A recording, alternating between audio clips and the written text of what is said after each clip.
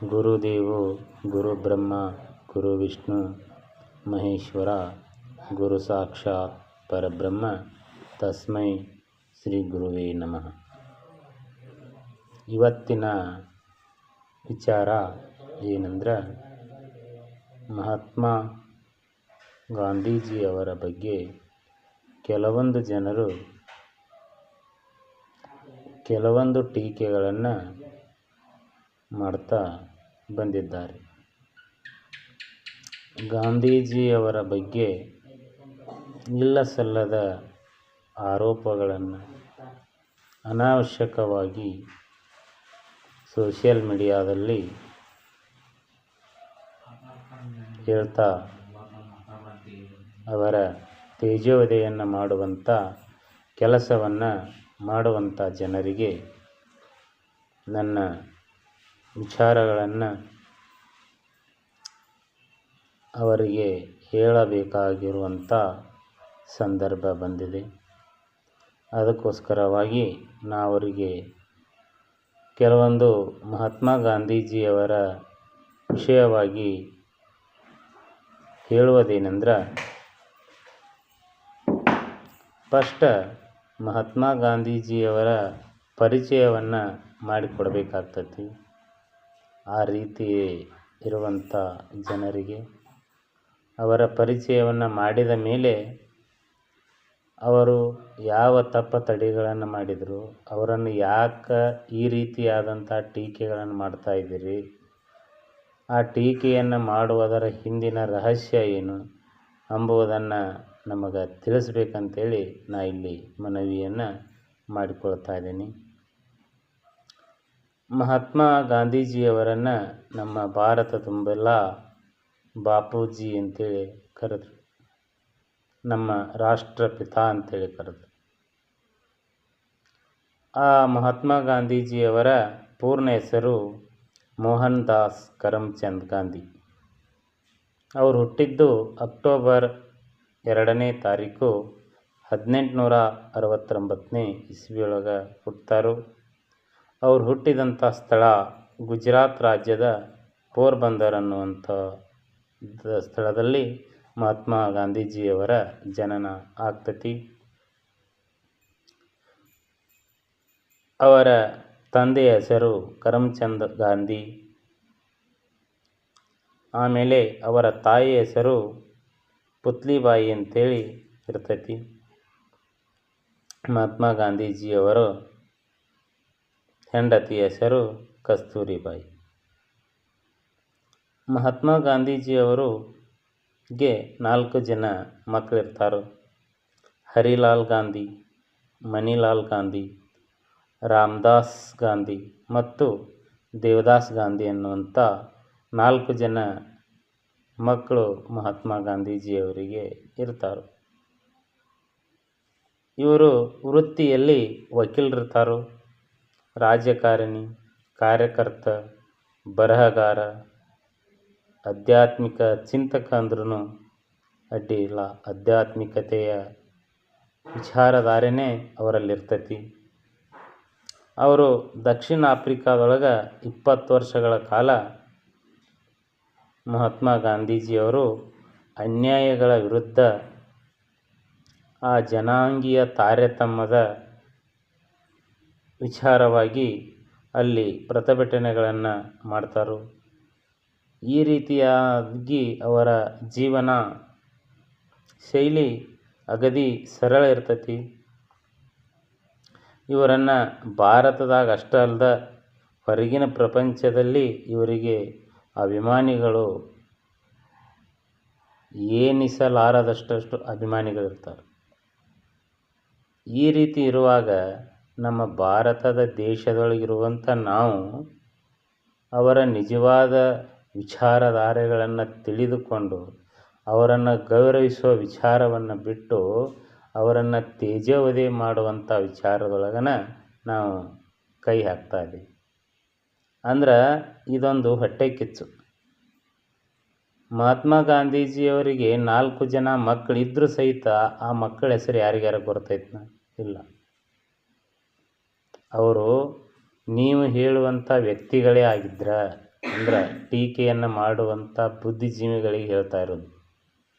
ಟೀಕೆಯನ್ನು ಮಾಡುವಂಥ ಬುದ್ಧಿಜೀವಿಗಳೇ, ನೀವು ಹೇಳುವಂಗನ ಮಹಾತ್ಮ ಗಾಂಧೀಜಿಯವರು ಇದ್ದಿದ್ದೇ ಕರೆ ಆದ್ರೆ ಅವ್ರ ಮಕ್ಕಳು ಯಾಕೆ ಎಲ್ಲರಲ್ಲಿಯೂ ಅವರ ಮಕ್ಕಳ ಹೆಸರು ಬಿಡಲಿಲ್ಲ? ಅವರ ಮಕ್ಕಳನ್ನು ಯಾಕೆ ಮ್ಯಾಲೆ ತರಲಿಲ್ಲ?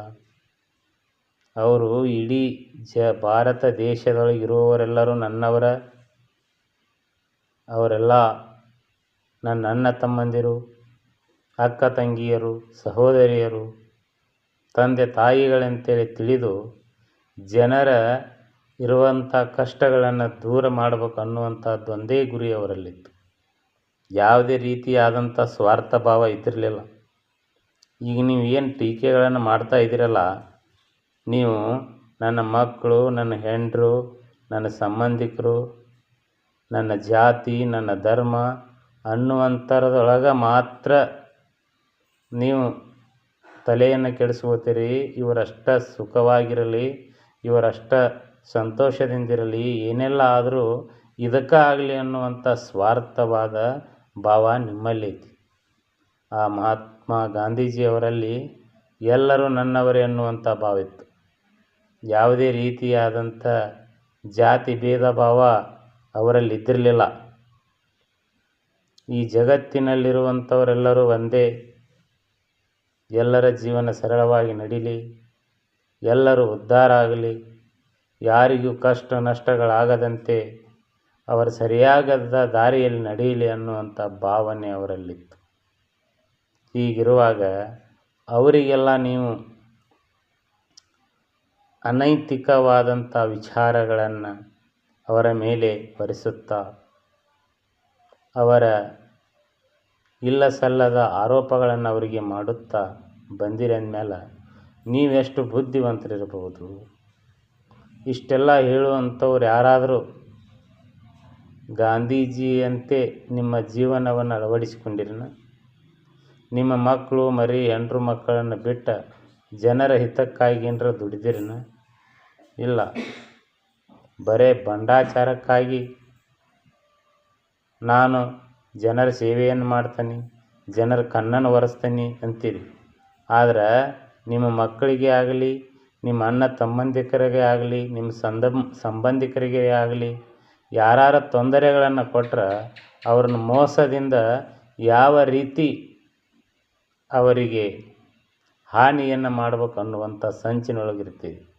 ಆದರೆ ಅವರೆಲ್ಲ ಯಾರೇ ಏನೇ ಮೋಸ ಮಾಡಿದರೂ ಸಹಿತ ನನಗೆ ನಾ ಮೋಸ ಮಾಡೀನಿ, ಅದು ಯಾರು ಮಾಡಿದ್ದಲ್ಲ, ನನಗೆ ನಾನೇ ಮಾಡಿಕೊಂಡಿದ್ದು ಅನ್ನುವಂಥ ರೀತಿಯೊಳಗೆ ಬದುಕಿದವರು ಮಹಾತ್ಮ ಗಾಂಧೀಜಿಯವರು.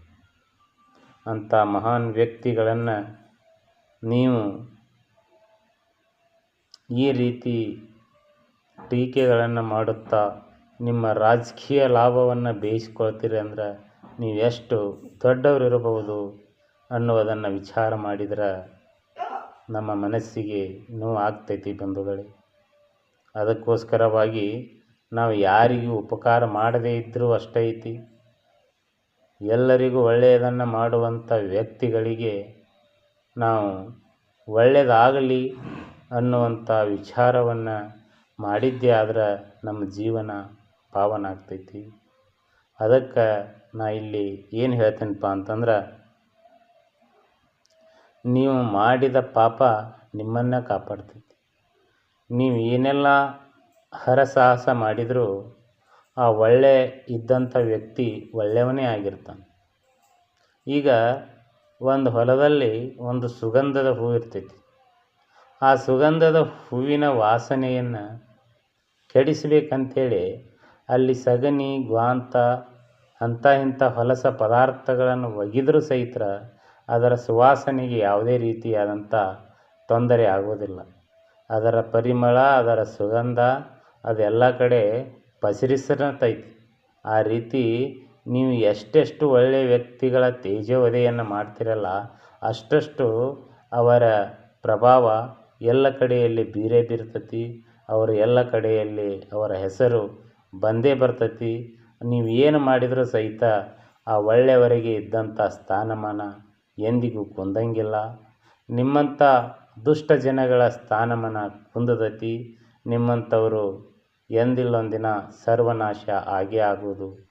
ಅದಕ್ಕೆ ಇನ್ನು ಮೇಲಾದರೂ ಆ ಒಳ್ಳೆಯ ವ್ಯಕ್ತಿಗಳಲ್ಲಿ ಕೆಟ್ಟದಾದಂಥ ವಿಚಾರಗಳನ್ನು ಹೇಳಿ ಆ ತಿಳಿಯದೆ ಜನರ ಭಾವವನ್ನು ಬದಲಿ ಮಾಡಬೇಡಿ.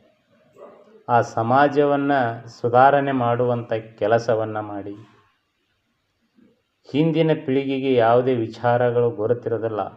ಅಂಥ ಪೀಳಿಗೆಯ ಮುಂದೆ ಒಳ್ಳೆಯ ವ್ಯಕ್ತಿಗಳ ಬಗ್ಗೆ ಕೆಟ್ಟದಾಗಿ ಮಾತನಾಡಿ ಅವರ ಆದರ್ಶಗಳನ್ನು ಪಾಲಿಸುವಂಥದ್ದನ್ನು ತಪ್ಪಿಸಿ ಅಗದಿ ನರಕಕ್ಕೆ ಹೋಗಬೇಡ್ರಿ ಅಂತ ಹೇಳ್ತಾ ಈ ವಿಚಾರ ತಮಗೆ ಮನಮುಟ್ಟಿ ಪುನೀತರಾಗ್ರಿ ಅಂಥೇಳಿ ಆಶಿಸುತ್ತಾ ಆ ಗುರುವಿನಲ್ಲಿ ನನ್ನೆರಡು ಮಾತುಗಳನ್ನು ಅರ್ಪಿಸುತ್ತೇನೆ. ಜೈ ಹಿಂದ್, ಜೈ ಕರ್ನಾಟಕ, ಜೈ ಭಾರತ್ ಮಾತಾ ಕಿ ಜೈ.